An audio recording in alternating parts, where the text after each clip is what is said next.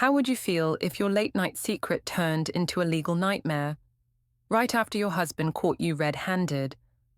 What happens when the person you thought you controlled calmly hands you divorce papers, armed with evidence of every lie? Can you really destroy someone's trust and expect no consequences? The morning sunlight streamed through our kitchen window as I stirred my coffee, watching Malcolm butter his toast with the same methodical precision he applied to everything else in his predictable life. 9 years of marriage, and I could set my watch by his routine. Toast at 7:15, coffee black, newspaper folded just so. "I'll be late tonight," I announced, not bothering to look up from my phone. "The gym has that new kickboxing class I wanted to try." Malcolm paused mid-bite. "That's the third time this week, Aurelia. What about dinner with Nora?" Our 9-year-old daughter sat at the counter, picking at her cereal. Her dark eyes, so much like Malcolm's, darted between us with that worried expression she'd been wearing too often lately. "She can eat with you for once," I snapped. "I'm 32 years old, Malcolm. I don't need permission to take care of my health." "I didn't say you needed permission, Just what? Think I should stay home and play housewife forever?" I grabbed my purse, feeling my phone buzz with a text. Cal's name lit up the screen. "Can't wait to see you tonight, beautiful." A thrill shot through me that Malcolm's presence hadn't inspired in years. Cal understood me. He saw the woman I really was beneath this suburban prison. "Mummy, why are you and Daddy always fighting?" Nora's small voice cut through my thoughts. I forced a smile. "We're not fighting, sweetheart. Sometimes adults just have different opinions about things. It's normal adult stuff." Malcolm's jaw tightened. He hated when I dismissed Nora's concerns like that, but what was I supposed to do? Explain that her father was suffocating me with his boring, predictable love? "Have a good day at school, baby," I said, kissing Nora's forehead. "Daddy will pick you up." As I headed for the door, my phone buzzed again. This time it was my mother. "How are things, honey? Remember what we talked about. You deserve to be happy." Mom had always thought Malcolm was too ordinary for me. "You're settling," she'd said when we got engaged. Maybe she was right. I glanced back at Malcolm, who was helping Nora with her backpack. He looked up and caught my eye, and for a moment, I saw something there. Hurt, maybe? Suspicion? But then Cal's message flashed in my mind. "Wear something sexy tonight. I want to show you off." When was the last time Malcolm had wanted to show me off? When was the last time he'd made me feel desired instead of just comfortable? "See you tonight," I called out, already stepping into the garage. "Aurelia," Malcolm's voice stopped me. "We should talk when you get home, really talk."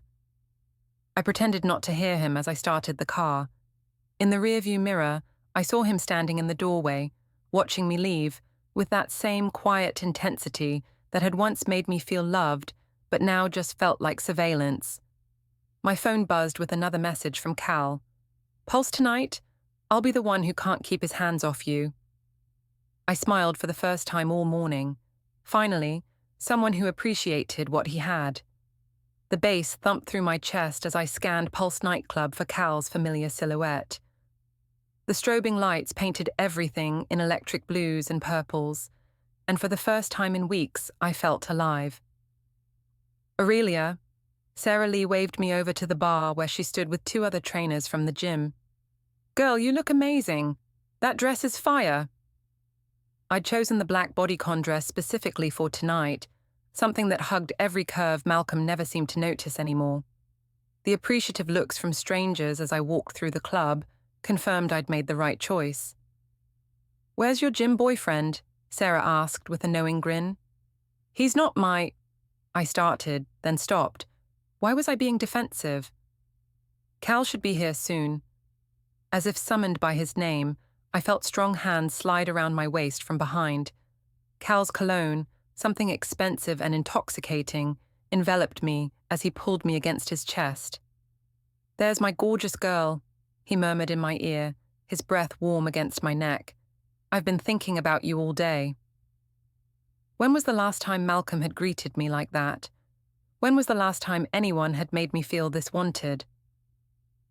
Buy me a drink and maybe I'll dance with you, I teased, turning in his arms. Cal's green eyes sparkled with mischief. Just dance? That's all I get. The flirtation sent electricity through my veins. This was what I'd been missing, this feeling of being pursued, desired, chosen. Not just accepted or tolerated, but actively wanted. We danced for hours, his hands never leaving my body, his attention never wavering. Other women watched us with obvious envy, and I basked in it. When was the last time anyone had envied me for anything? Let's get some air, Cal suggested around midnight, his voice husky with suggestion. My heart pounded as he led me through the crowd toward the exit. I knew what getting air meant. I knew exactly where this was heading, and I didn't care. The parking lot was dimly lit, shadows stretching between the rows of cars. Cal's BMW sat in a corner spot, away from the main foot traffic. I can't stop thinking about you, he said as we reached his car. You're driving me crazy, you know that. Before I could respond, his lips were on mine. The kiss was hungry, desperate, everything my marriage had stopped being years ago. His hands tangled in my hair as he pressed me against the car door. Get in, he whispered against my lips. I should have said no. Some part of me knew this was the point of no return. But when he looked at me like I was the only woman in the world, when he made me feel beautiful and desired instead of just there, how could I resist? The interior of his car was leather and luxury, so different from Malcolm's practical sedan with its car seats and juicebox stains. Cal pulled me close as soon as the doors closed, his hands roaming places they had no right to touch. You're so beautiful, he breathed between kisses. Your husband's an idiot if he doesn't see what he has. Don't talk about him, I whispered, losing myself in the moment. Just don't. This was about me, about feeling alive again, about being more than just Malcolm's wife or Nora's mother. I was Aurelia, and I deserved to feel this way. Cal's kisses grew more intense, his hands more bold.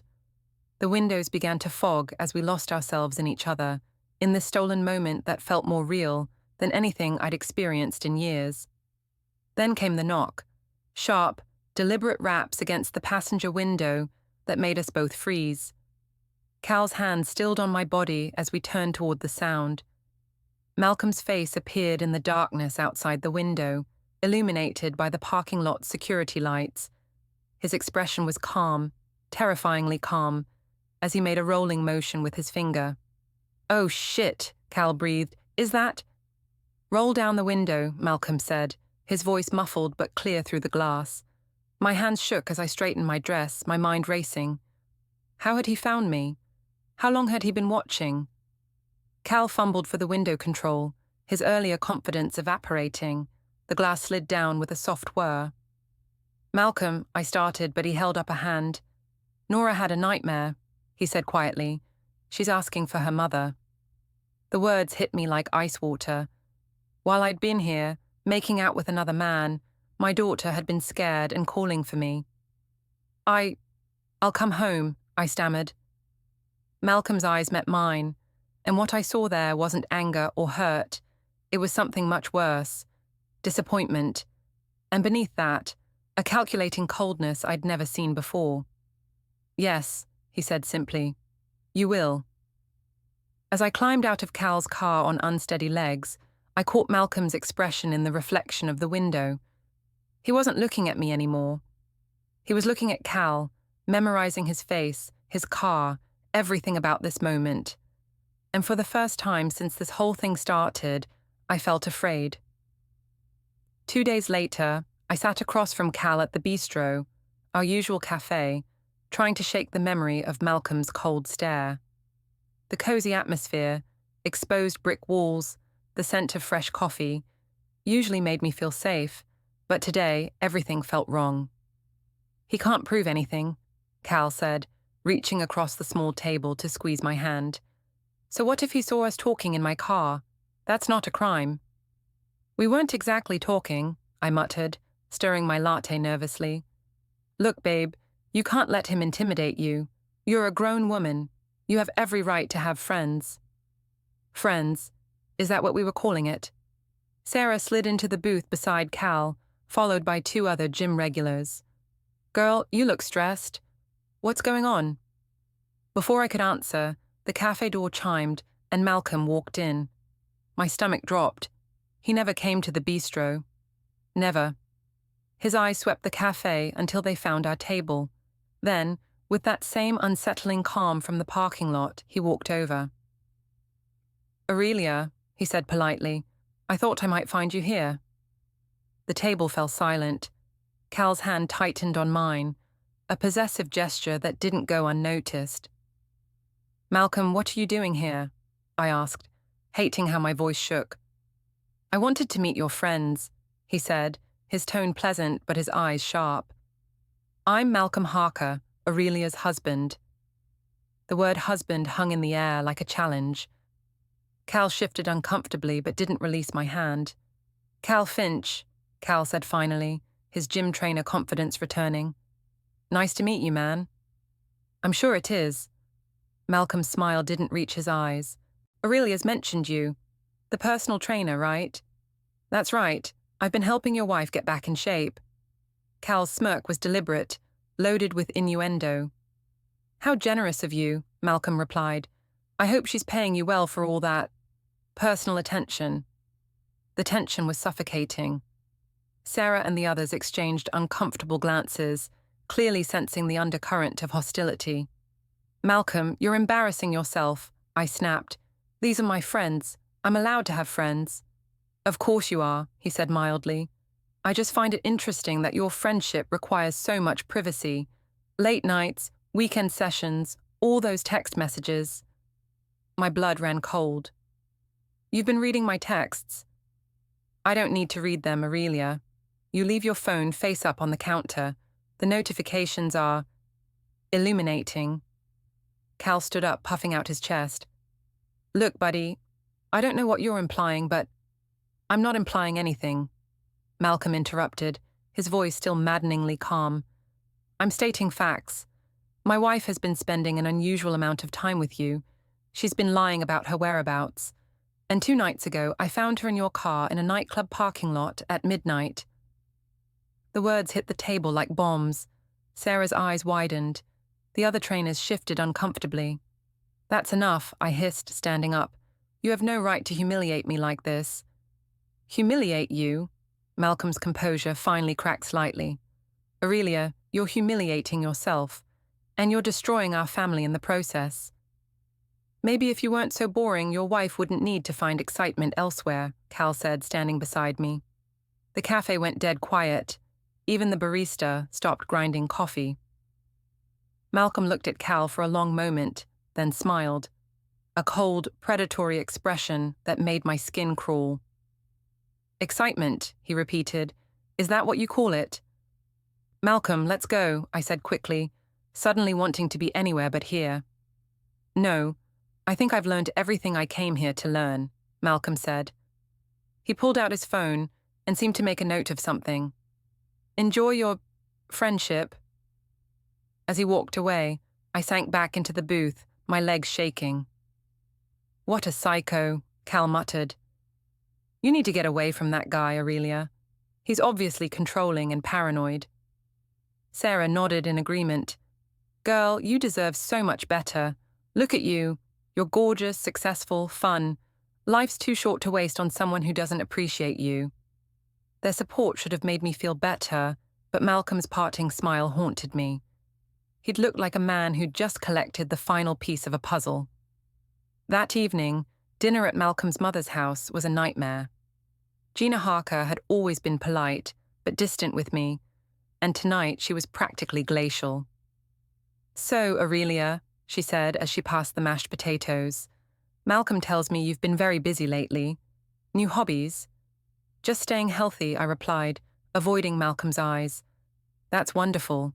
It's so important for mothers to set good examples for their children.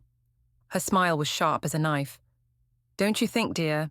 Nora picked at her food, her usual chatter replaced by worried silence. Malcolm's brother Tristan tried to lighten the mood with jokes, but the tension was suffocating. "How's work, Aurelia?" Gina continued. "All those late nights must be exhausting." "I manage," I said through gritted teeth. "I'm sure you do. Malcolm's been picking up so much slack with Nora lately. Soccer practice, parent-teacher conferences, bedtime stories. He's such a devoted father." The implication was clear. While Malcolm was being a parent, I was off doing God knows what. "I'm a good mother," I said defensively. "Of course you are, dear," Gina replied, but her tone suggested otherwise. Malcolm sat through the entire exchange in silence, cutting his roast beef with surgical precision. Every now and then, I caught him watching me with that same calculating expression from the cafe. When we finally left, I exploded in the car. "How dare you turn your mother against me?" "I didn't say anything to her that wasn't true," Malcolm replied calmly. "You're trying to isolate me, make everyone think I'm a bad mother." "Aurelia, you're doing that all by yourself." His quiet certainty was more infuriating than any shouting match. I wanted him to lose control, to give me something to fight against. Instead, he just drove home in silence while I seethed beside him. But as we pulled into our driveway, I noticed him glance at his phone and make another note. The sight sent a chill down my spine. What exactly was he documenting? The insurance office felt suffocating on Monday morning. I'd barely slept, replaying the weekend's disasters in my mind.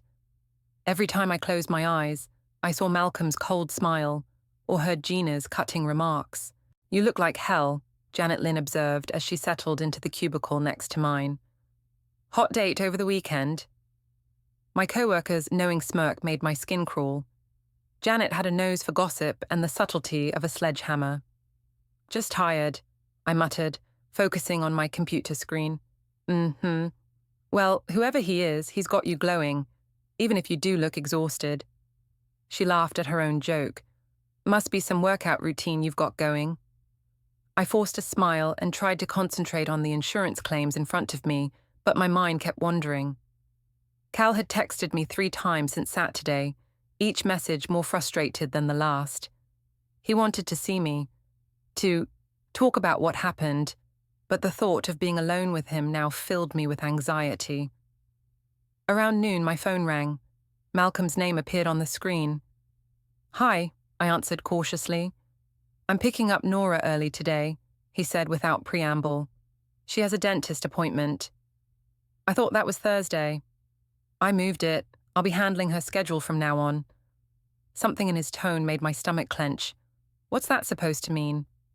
"It means I'm taking a more active role in our daughter's care. Someone needs to." The line went dead. I stared at my phone, a cold dread settling in my chest. Malcolm was making moves, taking control, and I was starting to feel like a chess piece being maneuvered around a board I couldn't see. That afternoon, I invented a story about working late to cover for meeting Cal. The lies were becoming easier, more elaborate. I'd told Janet I was reviewing files, told Malcolm I had a department meeting, told my mother I was putting in extra hours for a promotion.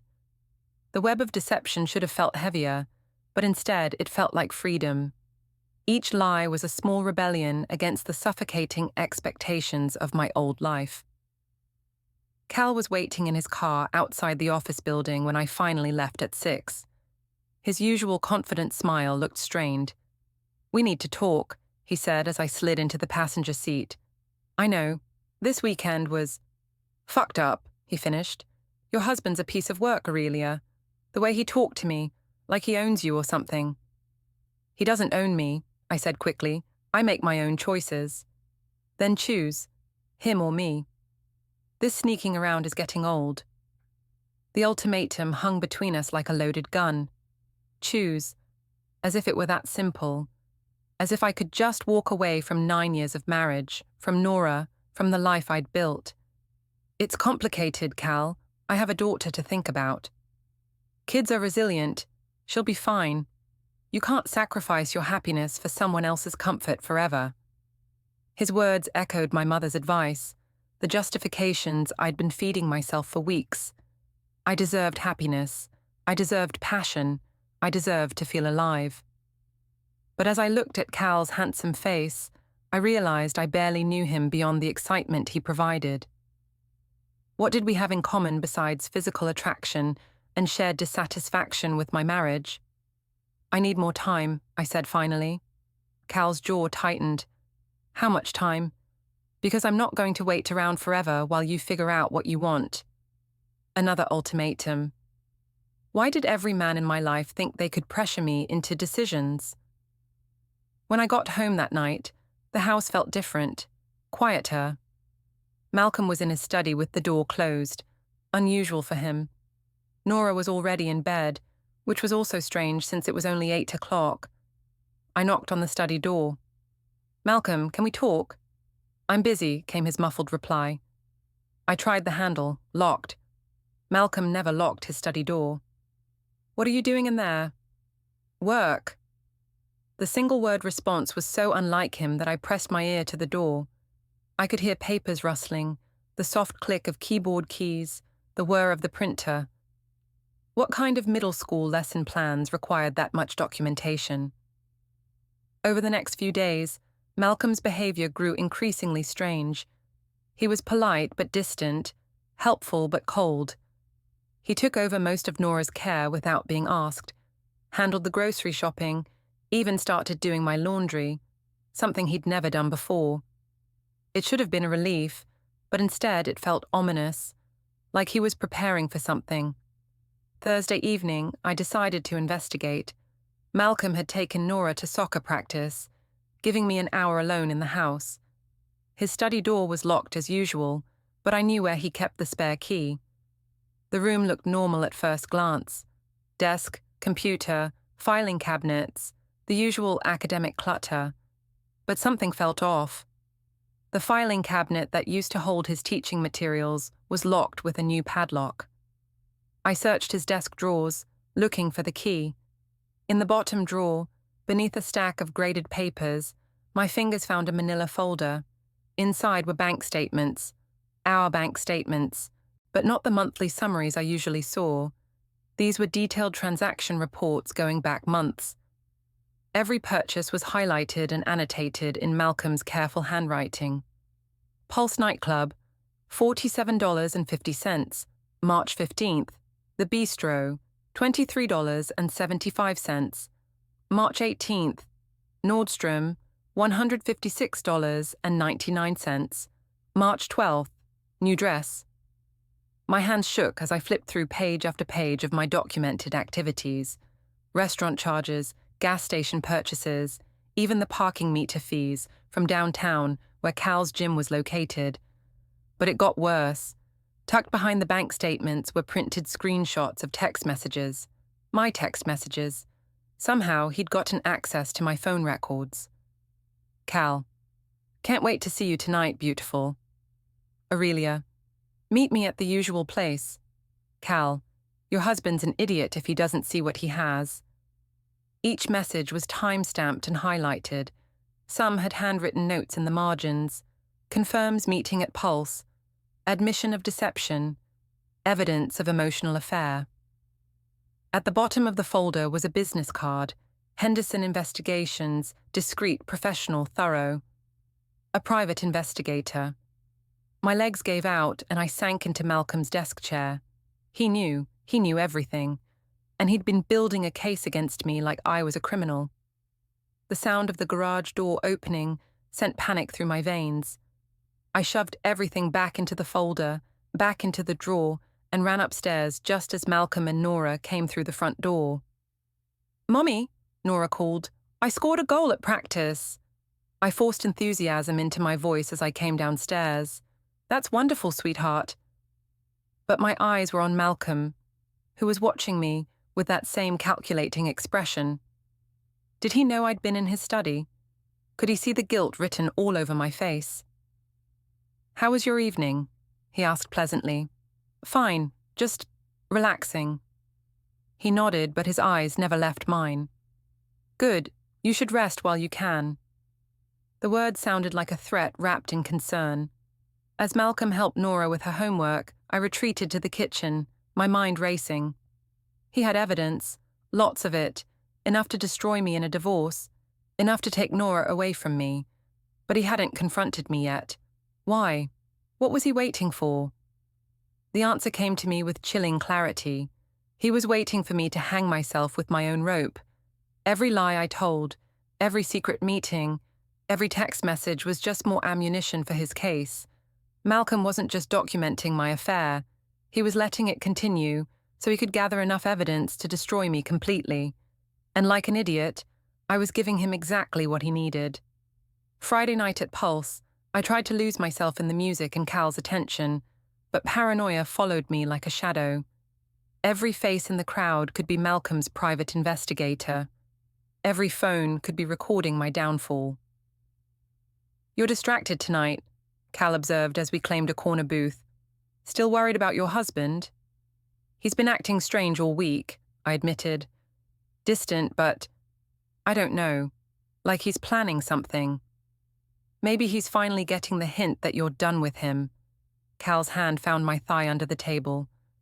"Maybe he'll make this easy and just let you go." Sarah and 3 other trainers joined us, turning our intimate conversation into a group celebration.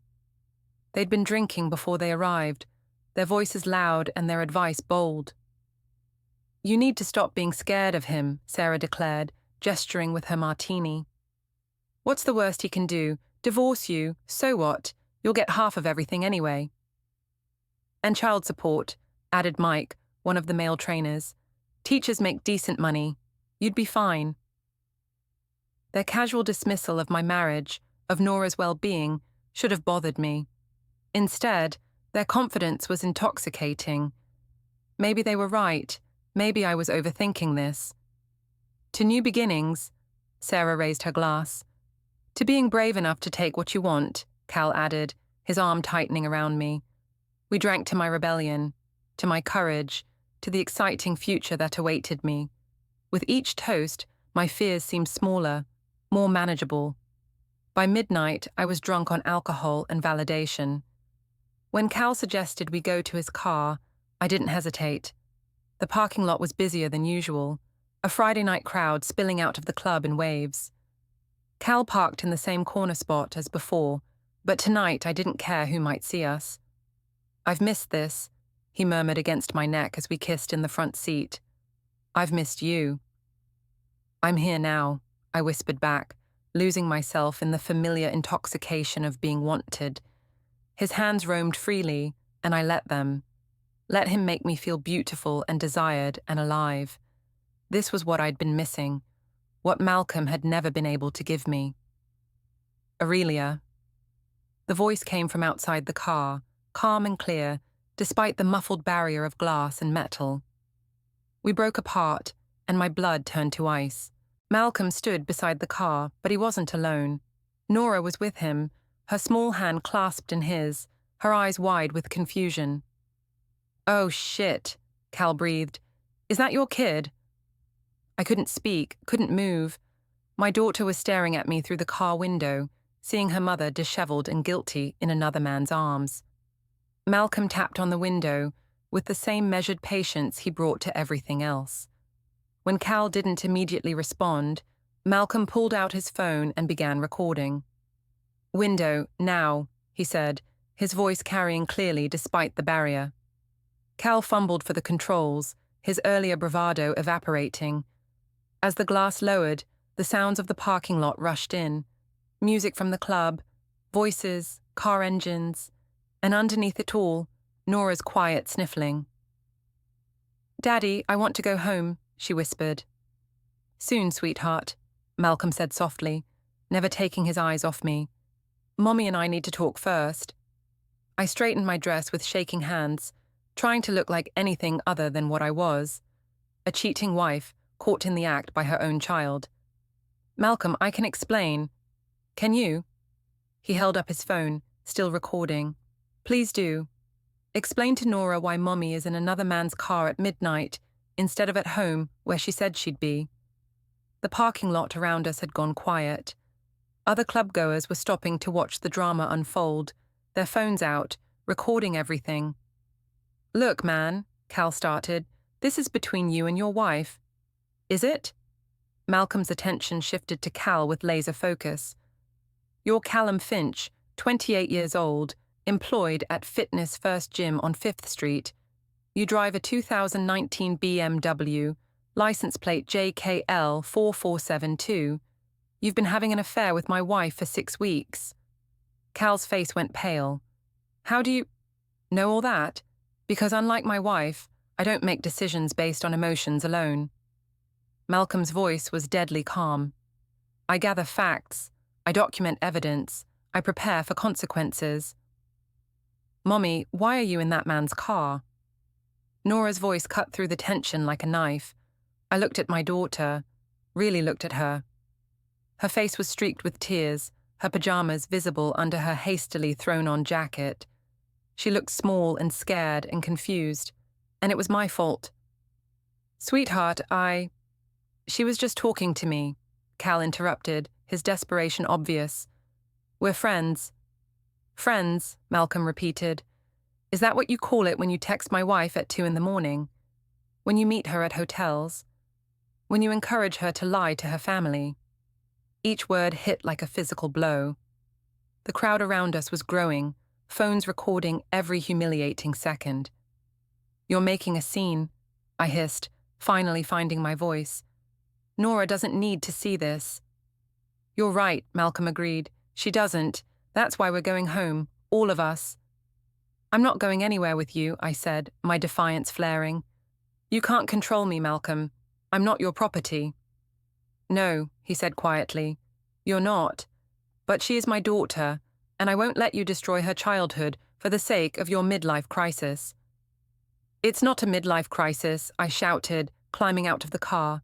It's called being happy. It's called feeling alive, something you wouldn't understand. The crowd murmured, phones capturing every word. Someone whistled appreciatively at the drama. Cal got out of the car too, his gym-built physique imposing in the dim light.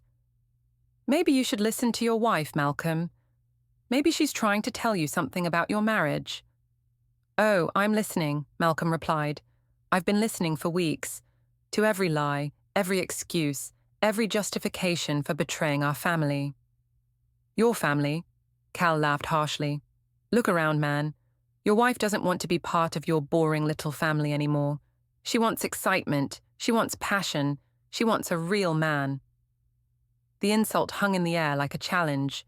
For a moment, I thought Malcolm might finally lose his composure, might give me the dramatic confrontation I could use to justify everything I'd done. Instead, he smiled. A real man, he repeated thoughtfully. You mean the kind of man who pursues married women, who encourages them to abandon their children, who runs away the moment there are consequences? I'm not running from anything, Cal said, puffing out his chest. No? Then I assume you'll be there for Aurelia during the divorce proceedings. You'll help her pay legal fees, support her when she loses custody of Nora because of her documented infidelity. Cal's confident expression faltered. Custody? That's not... courts don't... Courts absolutely do, Malcolm said pleasantly. Especially when there's evidence of a parent prioritizing an affair over their child's well-being. Photos, videos, text messages, witness statements. He gestured to the crowd around us, all recording, all watching Cal's face drain of color. This is crazy, Cal muttered. I didn't sign up for this kind of drama. No, Malcolm agreed. I don't imagine you did. Affairs are supposed to be fun, aren't they? Exciting, consequence-free, but real life has a way of intruding on fantasy. Cal looked at me, then at the crowd, then at Malcolm's calm certainty. I could see the exact moment he realized what he'd gotten himself into. Look, Aurelia, he said, backing toward his car. Maybe we should... this is getting complicated. Maybe you need to figure out your situation first. Cal? I stared at him in disbelief. You're leaving? I just think, maybe your husband's right. Maybe you need to focus on your family right now. He was abandoning me, after weeks of promises and declarations, after encouraging me to risk everything. He was walking away the moment things got difficult. You coward, I whispered. Cal's face flushed, but he didn't deny it. He got in his car and drove away, leaving me standing in a parking lot full of strangers with my husband and traumatized daughter. The crowd began to disperse, their entertainment over. I could already imagine the videos hitting social media, the gossip spreading through our small community. "Mummy," Nora's voice was small and broken. "Can we go home now?" I looked down at my daughter, seeing myself through her eyes for the first time in months. Disheveled, desperate, caught in a lie that had shattered her sense of security. "Yes," Malcolm said gently, scooping Nora into his arms. "We can go home." As we walked to his car in silence, I caught my reflection in a storefront window. The woman staring back looked nothing like the confident, liberated person I'd imagined myself to be. She looked like exactly what she was. A cheating wife who'd just lost everything for a man who couldn't run away fast enough. The papers were served Monday morning while I sat at my kitchen table in my bathrobe, staring at a cup of coffee that had long since gone cold. The process server was polite but efficient, handing me the manila envelope with practiced indifference. "Aurelia Vane?" he asked, though he clearly already knew. "Yes." "You've been served." The envelope felt heavier than it should have as I signed for it. Inside were divorce papers, custody petitions, and a motion for temporary orders that made my hands shake. Malcolm was seeking primary custody of Nora, temporary spousal support, and exclusive use of the marital home. The grounds for divorce were listed as irreconcilable differences and adultery, with a note that evidence would be provided during discovery. I called my mother first, my voice breaking as I read the papers aloud. "That vindictive bastard," she spat. "How dare he try to take Nora away from you? You made a mistake, Aurelia, but that doesn't make you a bad mother." But even as she offered support, I could hear the doubt creeping into her voice. The parking lot scene had been all over social media by Sunday morning. Vivian Drake's daughter, caught cheating in public, her own child witnessing the humiliation. My second call was to a lawyer, Jennifer Walsh, a family attorney Sarah had recommended. Her consultation fee was $300 I couldn't afford, but I was desperate. "Tell me about your situation," she said, spreading my papers across her desk. I gave her the sanitized version, a marriage that had grown distant, a friendship that had become something more, a husband who was being unreasonably vindictive. "And this evidence he mentions," she said, tapping the petition. "What kind of evidence are we talking about?" I told her about the bank statements, the text messages, the private investigator. With each detail, her expression grew more grim. "Mrs. Vane," she said finally, "I need you to be completely honest with me. How long was this affair? How many witnesses are there? What kind of documentation exists?" The truth came out in painful pieces. 6 weeks of lies, dozens of witnesses, photos and videos from the parking lot confrontation. By the time I finished, Jennifer was shaking her head. "This is going to be very difficult," she said. "Your husband has been thorough. These bank records, phone logs, witness statements. It's a comprehensive case." "But I'm her mother," I protested. "Courts favor mothers, don't they?" "Not when there's documented evidence of adultery and neglect. Not when the other parent can prove they've been the primary caregiver." She pulled out a legal pad and began making notes. "Tell me about your daily routine with your daughter. Who takes her to school? Picks her up? Helps with homework?" The questions were like daggers. Malcolm had been doing most of those things even before he knew about the affair. He'd been the involved parent while I'd been chasing excitement with Cal. "We can fight this," Jennifer said, "but I have to warn you, it's going to be expensive, and the outcome is uncertain. Your husband's attorney has built a very strong case." Malcolm's attorney turned out to be Rebecca Chen, a shark in a business suit who had a reputation for destroying cheating spouses in court. Our first meeting was a mediation session that felt more like an execution. "My client is prepared to be reasonable," Rebecca said, sliding a settlement proposal across the table. "Mrs. Harker can have supervised visitation every other weekend, provided she completes a parenting class and submits to random drug and alcohol testing. Drug testing, I exploded. I don't do drugs. You were intoxicated in public while engaging in adultery, Rebecca replied calmly. That raises questions about your judgment and fitness as a parent. The settlement offer was brutal. Malcolm would get the house, primary custody, and most of our assets. I would get supervised visits with my own daughter and enough money to rent a small apartment. This is ridiculous, I said. I won't sign this. Then we'll see you in court, Rebecca replied. The trial was a nightmare that lasted 3 days.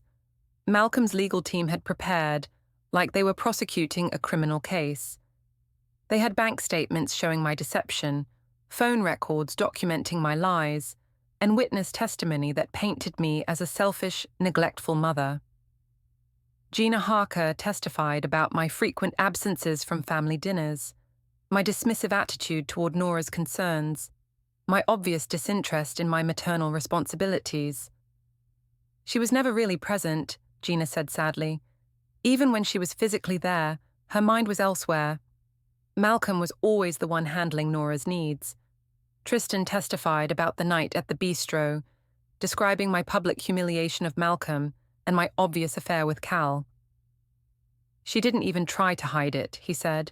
She was flaunting her relationship with this other man, making my brother look like a fool. Even my own mother's testimony backfired. Under cross-examination, Rebecca got Vivian to admit that she'd encouraged my independence and had never liked Malcolm. So you actively encouraged your daughter to prioritize her own happiness over her family's stability? Rebecca asked. I wanted her to be happy, my mother stammered, even if that happiness came at the expense of her marriage and her child's well-being. The most damaging testimony came from Nora's school counselor, who had been documenting my daughter's declining behavior for weeks.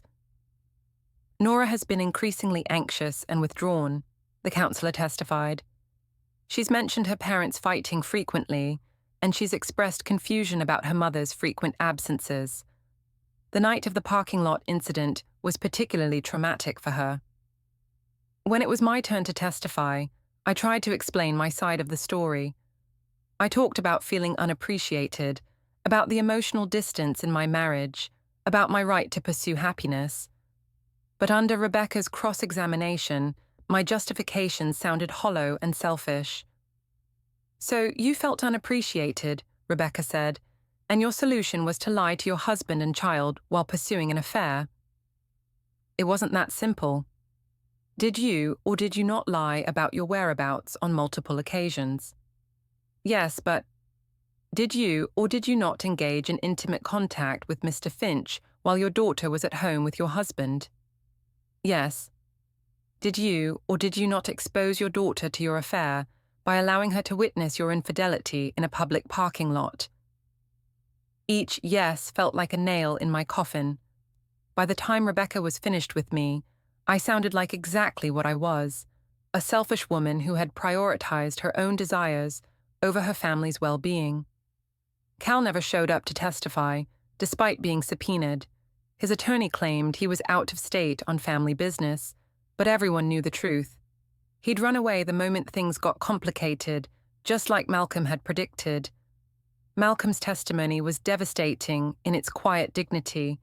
He spoke about his love for Nora, his commitment to providing her with stability, his willingness to forgive but inability to trust.